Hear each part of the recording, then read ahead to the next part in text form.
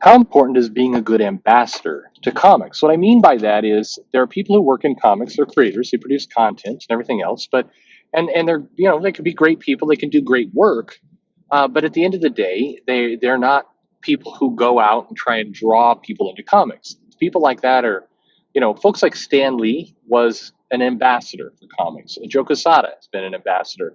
At times, Jim Lee, sometimes Dan Didio would kind of try on that hat for a while and then leave. Jeff Johns is another person.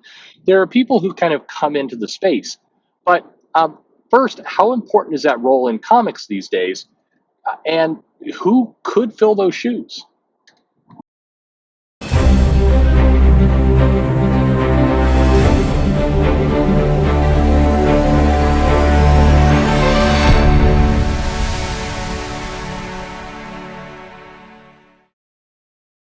Hey, everybody, this is Perch talking about evangelists for comics. And this is an area where I think the role is extremely important.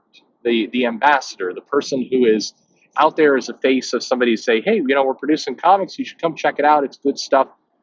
It's a role that I think is sorely missed and needed. Stan Lee did that for quite a while, but most people remember Stan Lee from like the 80s or the 90s, where he'd be like, "Hey, they're true believers.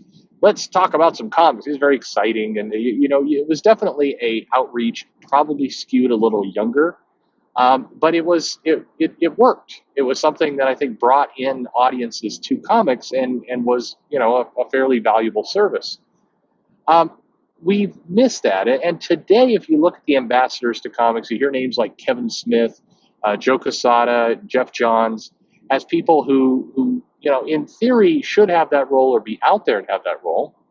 Another person who kind of has that title is Sana Amanat, but she's rarely out there talking to people and kind of getting people into comics.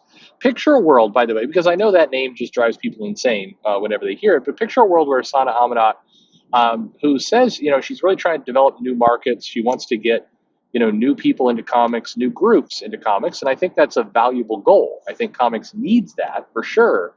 But I don't know that anybody is really doing that. Imagine a Sana Amanat that was like behaving like Stan Lee, really going into all these other markets and saying, hey, are you into comics? Why not into comics? Why isn't Sana Amanat trying to like kind of take over Scholastic, kind of be there, front and center with every single one of their events? Go, Marvel has a role here. Marvel. I mean, that would be probably a valuable use of her time. Regardless, comics does not really have this evangelist role.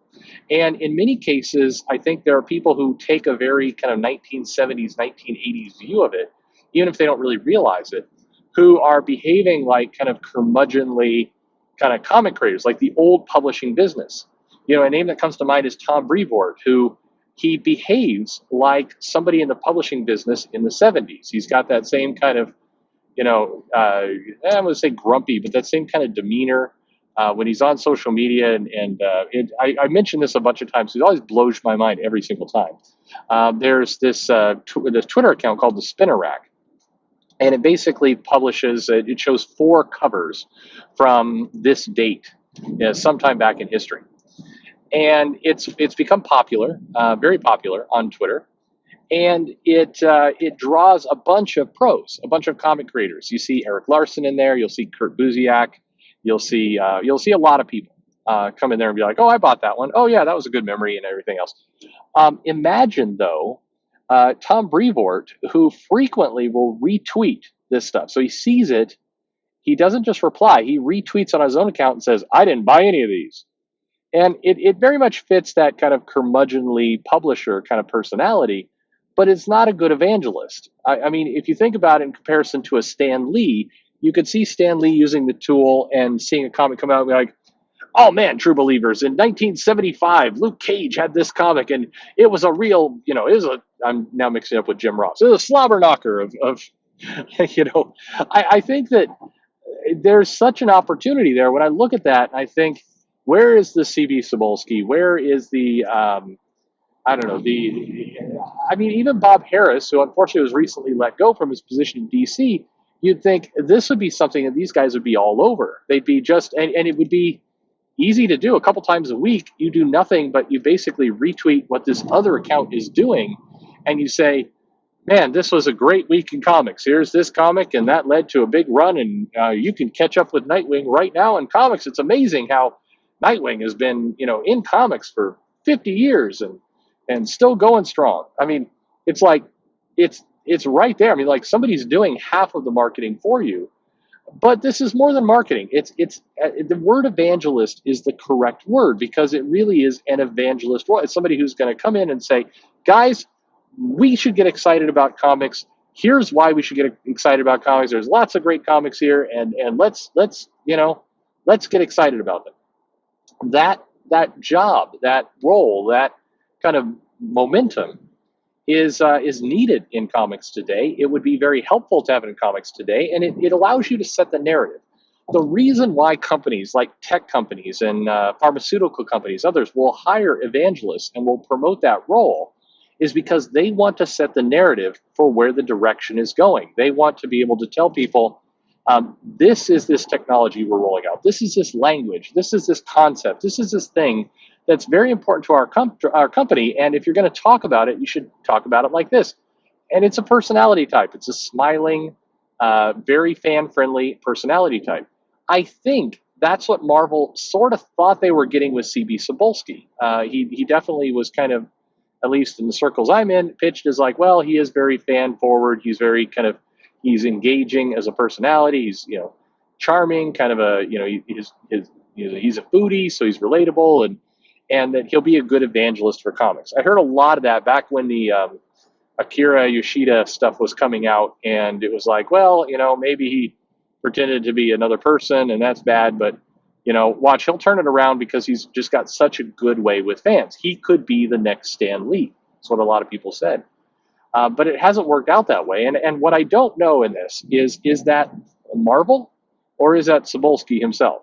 Because Marvel does seem to have a very bizarre attitude toward promotions and marketing and who can say what. It's very, very weird. And you can see, you've heard countless descriptions from creators. I mean, Robert Kirkman, I think, recently, who's a master. By the way, we'll get to him in a second, but Kirkman is somebody who's like, I wanted some promotion for his title was on. I wasn't getting it. I went out and kind of tried to promote it myself, was successful at it, and then I get a call from Marvel saying, hey, what are you doing? Stop that. And so there is something weird going on at Marvel where they seem to either not like this evangelist role, or maybe it's, it technically reports into a particular office and they won't do it. But DC hasn't been great at this either. I think Scott Snyder is a guy who often comes out and appears kind of excited and everything else. I mean, if you look at actually Bendis, Snyder, and King, one thing definitely that Bendis and Snyder have going for them is they do give these interviews and they come across as kind of excited about their product. I'll hand it to Bendis. I think he genuinely feels like an excitable fanboy in a good way, and that's got some evangelist properties to him.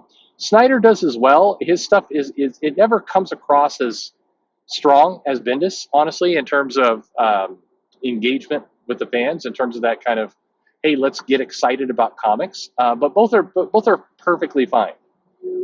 Jeff Johns would rarely kind of come onto the stage to do this, but when he did, it was always pretty damn good. Jeff Johns was always pretty good at this of getting people excited. And I mentioned Kirkman earlier. Kirkman is the person who has the potential, if you forecast out 10, 15 years, to be that Stan Lee character. I think that with what he's accomplished with Skybound and kind of he comes across as knowledgeable, not a shyster.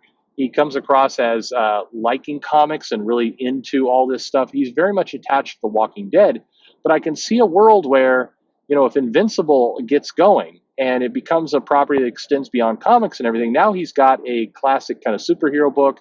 He's got the zombie book in The Walking Dead. He's got a couple of properties, and he could pull it off of being somebody to come in and say, look, I just love comics, and this is what I do with them. And I think, if I look at in the future, the people who could take that mantle, kind of the Stan Lee mantle, or run further with it, then I think Kirkman for sure has a shot at it. I think if Bendis wasn't wrapped up in so many other weird things, because he does have that cloud hanging over him, I think he could have a shot at that. I think that Bendis is just his the behind the scenes reputation of kind of his treatment of editors and kind of other people around him is always kind of haunting him in this weird way. Kirkman's a lot more clean over in the Marvel world. I think at times I think Donny Cates attempts to kind of do this, but he's very early in his career and it's way too early, and he's got to learn some temperament. He's got some temperament issues, I would say, to really be this person. By the way, the funny thing about an evangelist role is that at many times you get arrows shot at you. You get people who are just not into it. You have to win them over through charm. And the thing that blows up an evangelist, and you can talk about this with any other industry, is if you lose your temper. And in fact, there are roles. There's like tech evangelist is a title and a role at Google and Amazon and Microsoft and other big tech companies. And one of the key commandments in that role, a key attribute, is you can't lose your cool, even when you want to, even when somebody is coming at you, because everybody will remember that snap, that anger, and it once you crack the facade of being good guy, it's over. It's very hard to pull that back. It's why the Kirkman, I think, was moving along really solidly in that role, and then he had the whole was it Tony Harris? He had that whole no, Tony Moore. Sorry, Tony Harris. He had that whole back and forth there, and it almost derailed it a little bit. He's managed to pull it back, but that's the kind of stuff. One kind of angry action or one kind of stain on that good guy kind of reputation, and it's very hard to return from it. So you have to be careful, and I think it's easy to blow that up. So I think there's people out there, but Marvel really doesn't have anyone really playing in this role. Several people carry the cards. Again, I think Sobolski, Brevoort, Quesada, Sana Amanat, even David Gabriel to some extent. I think maybe not so much him, but all these people could or should be able to take this role.